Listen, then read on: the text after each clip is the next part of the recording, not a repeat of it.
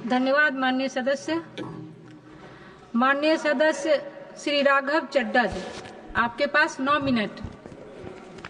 शुक्रिया मैडम कि आपने मुझे बैंकिंग बिल 2024 पर बात करने का मौका दिया। सर, बैंक ईंट या सीमेंट से बनी किसी इमारत का नाम नहीं है। बैंक सिर्फ किसी स्टील या एल्यूमिनियम से बने एटीएम का नाम नहीं है, और बैंक ना ही एक काउंटर से दूसरे काउंटर पर दौड़ रहे बैंक ग्राहकों की उस दौड़ का नाम है। बैंक नाम है विश्वास का, बैंक नाम है अधिकार का, न्याय का, समानता का। लेकिन पिछले कुछ वर्षों में ये विश्वास जो ग्राहकों का बैंकिंग व्यवस्था में था, वो कहीं ना कहीं कमजोर होता नजर आ रहा है, और उसके कुछ बुनियादी कारण, बहुत ही बेसिक कारण आज मैं सदन में आपके माध्यम से सरकार के सामने रखना चाहूंगा। सबसे पहला, पुअर कस्टमर सर्विस। यदि आज किसी ग्राहक को सरकारी बैंक में किसी काम से जाना हो, तो मान लीजिए उसके ग्रह खराब चल रहे हैं और दिहाड़ी भी खराब होगी।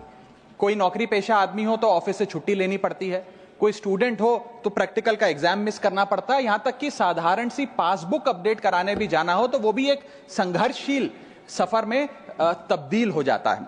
मैडम, आप जब किसी सरकारी बैंक में घुसते हैं तो ऐसा लगता है कि 80 या 90 की दशक की किसी इमारत में आ गए हैं, जहां पे दीवारें उखड़ रही होती हैं, पंखा अपनी मर्जी से चलता है और लाइनें रेल टिकट से भी ज्यादा लंबी होती हैं। इसके बाद जब आप काउंटर नंबर 1 पे पहुंचते हैं तो बताया जाता है काम यहां नहीं होगा, काउंटर नंबर 4 पर जाइए। जब काउंटर नंबर 4 पे जाते हैं तो बताया जाएगा यहां पर भी काम नहीं होगा, फर्स्ट फ्लोर पर जाइए। और जब आप थके हारे फर्स्ट फ्लोर पर पहुंचते हैं तो बताया जाता है कि लंच हो गया है, लंच के बाद 2 बजे आइएगा। 2:15 पहुंचते हैं तो बताया जाता है कि लंच एक्सटेंड हो गया, अभी कर्मचारी गुलाब जामुन खा रहे हैं। यह व्यवस्था है कस्टमर सर्विस की एक सरकारी बैंक में। और आज हम जहां चांद पर पहुंच गए, यूपीआई से गोलगप्पे खरीद रहे हैं, लेकिन हमारी सरकारी बैंकिंग व्यवस्था 80-90 के दशक से बाहर नहीं आ पा रही है। अभी आरबीआई के गवर्नर ने हाल ही में एक प्रेस कॉन्फ्रेंस कर वित्तीय वर्ष 23-24 की रिपोर्ट जारी करते हुए कहा कि 95 शेड्यूल्ड कमर्शियल बैंक्स में एक साल में, एक वित्तीय वर्ष में 1 करोड़ से ज्यादा कस्टमर सर्विस से संबंधी कंप्लेंट्स आई हैं। और ये तो वो कंप्लेंट्स हैं जिन लोगों को पता था कंप्लेंट कैसे दर्ज करानी है और उन्होंने दर्ज कराई। न जाने ऐसी कितनी कंप्लेंट्स होंगी जो सिस्टम में कैद ही नहीं हुई। इसी के साथ साथ बैंकिंग कोड और स्टैंडर्ड्स बोर्ड ऑफ इंडिया का एक सर्वे बताता है कि 45% बैंक कस्टमर्स बैंकिंग व्यवस्था से डिससैटिस्फाइड हैं, असंतुष्ट हैं। और मैं चाहूंगा आपके माध्यम से सरकार के कानों तक ये बात पहुंचे कि डिजिटल सर्विसेज का एक कस्टमर सेटिस्फैक्शन ऑडिट कराना चाहिए सरकारी बैंकों का, कि क्या हमारी सरकारी बैंकों की वेबसाइट का इंटरफेस या मोबाइल एप्लीकेशंस सरल हैं, अच्छी हैं, या कस्टमर्स उससे त्रस्त हैं। दूसरा बड़ी समस्या है रूरल इंडिया के अंदर limited access to banking infrastructure. आइए गांव की ओर चलते हैं। मैडम, क्या हमारी बैंकिंग व्यवस्था ग्रामीण इलाकों तक पहुंच चुकी है? नाबार्ड की एक रिपोर्ट बताती है कि 50% of rural India is still suffering from lack of adequate access to banking. Financial inclusion index की आरबीआई की 2020 की रिपोर्ट बताती है कि ग्रामीण भारत में हर 100 में से मात्र 54 लोगों तक ही हमारी बैंकिंग व्यवस्था जैसे तैसे पहुंच पाई है, और 30% से ज्यादा रूरल हाउसहोल्ड आज भी ऐसे हैं जो पूरी तरीके से अनबैंक्ड हैं। और मैम, बैंकिंग की ग्रामीण इलाकों में अगर बात करें तो बैंकिंग व्यवस्था ने ग्रामीण इलाकों के साथ सौतेला व्यवहार किया है। पहले तो बैंक की ब्रांच गांव के पास नहीं है। जब वो बूढ़ा आदमी भोला भटका बैंक की 5-10 किलोमीटर दूर ब्रांच तक पहुंचता है तो पता लगता है कि बिजली गुल है। बिजली आ जाती है तो पता लगता है सर्वर डाउन हो गया है। सर्वर भी चल जाता है तो पता लगता है आधार सीडिंग में दिक्कत है, फिंगरप्रिंट मिसमैच हो रहा है, या बैंक अकाउंट की मैपिंग ही नहीं हो पा रही है। डॉक्यूमेंटेशन से लेकर कॉम्प्लिकेटेड फॉर्म से लेकर लैंग्वेज के चैलेंजेस तक ग्रामीण इलाकों में लोगों को झेलने पड़ते हैं। और सबसे ज्यादा बैंकिंग फ्रॉड भी गांव के भोले भाले आदमी के साथ होता है। इसी के चलते हमारे गांव का आदमी प्राइवेट निजी साहूकार के पास जाकर लोन लेना बेहतर समझता है, ना कि किसी बैंक के पास जाकर। और जब वे साहूकार के पास जाता है तो ना वहां पेपर वर्क होता है, एक इजियर एक्सेस होता है, फियर ऑफ बैंक और इलिटरेसी नहीं होता। बहुत बार तो मॉर्गेज पे भी कुछ नहीं रखना पड़ता, इसलिए वो साहूकार से ब्याज पे पैसा उठाता है, लेकिन साहूकार उसे मनमानी दाम पर वो ब्याज पर पैसा देता है। 60 से 80% सालाना का इंटरेस्ट रेट चार्ज करता है, जिंदगी भर के लिए उसकी गुलामी लिखवा लेता है, और वो बेचारा गांव का भोला भाला आदमी डेट ट्रैप में फंस के रह जाता है। मेरी तीसरी बड़ी समस्या जो मैं आज आपके सामने रखना चाहूंगा वो है साइबर फ्रॉड और digital frauds in the banking sector. Cyber frauds वर्ष 2023 में 75,800 घटनाएं सामने आई जो कि कंप्लेंट्स दर्ज हुई।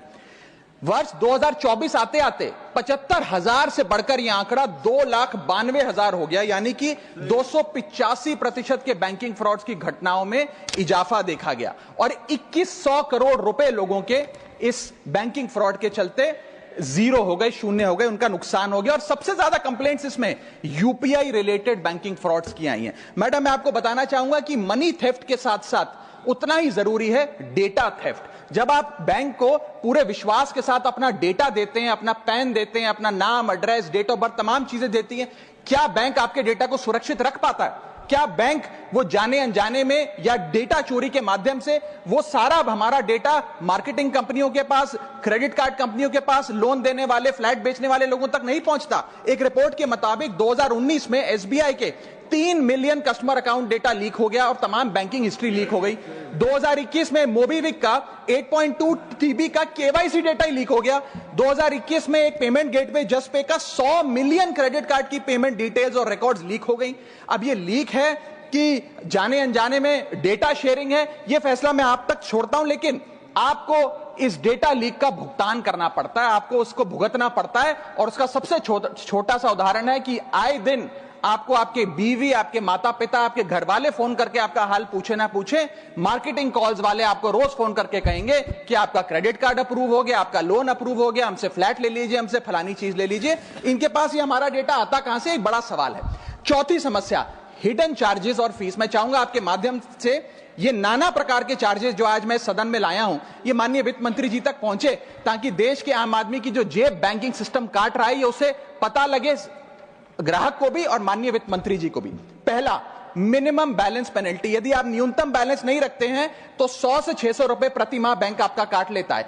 इस चार्ज को लगाने के बाद बैंकों ने वित्तीय वर्ष 22-23 में 3500 करोड़ रुपए मिनिमम बैलेंस पेनल्टी के नाम से लोगों से वसूले हैं। मैडम, दूसरा चार्ज, एक्स्ट्रा एटीएम यूजेज। आपको एटीएम ट्रांजैक्शन के लिए 2 से 3 की मोहलत मिलती है, 2 से 3 की इजाजत मिलती है बैंकों द्वारा। अगर आप चौथा, पांचवा ट्रांजैक्शन कर लें तो हर ट्रांजैक्शन पे 20 रुपए एटीएम चार्ज आपको देना पड़ता है। इनएक्टिविटी फी 100 से 200 रुपए सालाना, यानी कि अगर बैंक आप बहुत ज्यादा अपना अकाउंट यूज नहीं करते हैं तो बैंक इनएक्टिविटी के नाम पे भी चार्ज लगा देता है।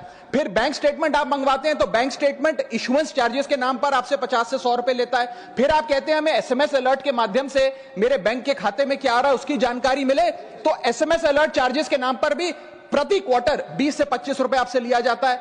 ऑनलाइन पेमेंट करेंगे एनईएफटी की तो ट्रांजैक्शन फी भी ली जाती है। जबरदस्ती आपको पहले लोन बेचते हैं और फिर उसके बाद लोन प्रोसेसिंग फी के नाम पर 1 से 3% लोन अमाउंट का काट लेते हैं। और जब आपकी किस्मत ठीक चल रही हो और आप समय से पहले अपना लोन बकाया जो है उसका भुगतान करने बैंक पहुंच जाएं तो loan pre closure charges, early payment penalty के नाम पर भी बैंक आपसे पैसा वसूलता है। साधारण सा सिग्नेचर बदलवाना हो, नॉमिनी की डिटेल्स बदलवानी हो, उस चेंज पर भी 200 रुपए प्रति ट्रांजैक्शन के नाम पे बैंक आपसे पैसा वसूलता है। और डिमांड ड्राफ्ट पे ऑर्डर बनाने जाएं तो 100 से 200 रुपए प्रति डिमांड ड्राफ्ट आपसे पैसा वसूलता ही वसूलता है। यानी कि कस्टमर्स की जेब काटी जा रही है और कस्टमर्स को पता भी नहीं लगता कि कितना पैसा बैंक इन नाना प्रकार के चार्जेस के चलते आम आदमी से वसूल रहा है। मेरा पांचवा और आखिरी point madam, insurance and investment product miss selling. अपने क्वार्टरली या मंथली टारगेट्स पूरा करने के लिए बैंक के एग्जीक्यूटिव मिस सेलिंग करते हैं, गलत प्रोडक्ट लोगों को बेचते हैं। यह भी एक प्रकार का हनी ट्रैप है। मीठी मीठी बातें कर भोले भाले मासूम लोगों को ऐसे प्रोडक्ट्स बेच दिए जाते हैं जिनकी जरूरत उन्हें है ही नहीं।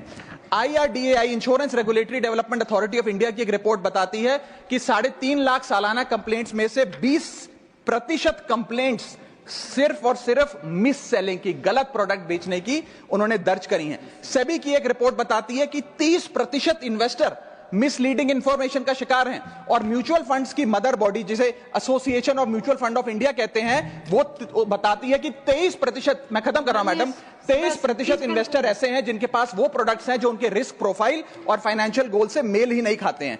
तो मैडम, मैं इन सारे जो समस्याएं बताई हैं उसके माध्यम से समाप्त कर रहा हूं। बस इतना ही कहना चाहूंगा कि ये बड़ी बुनियादी समस्याएं हैं जो आज इस देश का एक आम अकाउंट धारक, एक आम आदमी सफर कर रहा है। मैं चाहूंगा माननीय वित्त मंत्री जी इन बुनियादी सुविधाओं का, इन बुनियादी समस्याओं का समाधान दे। बहुत बहुत शुक्रिया। श्री निरंजन बख्शी, माननीय सदस्य श्री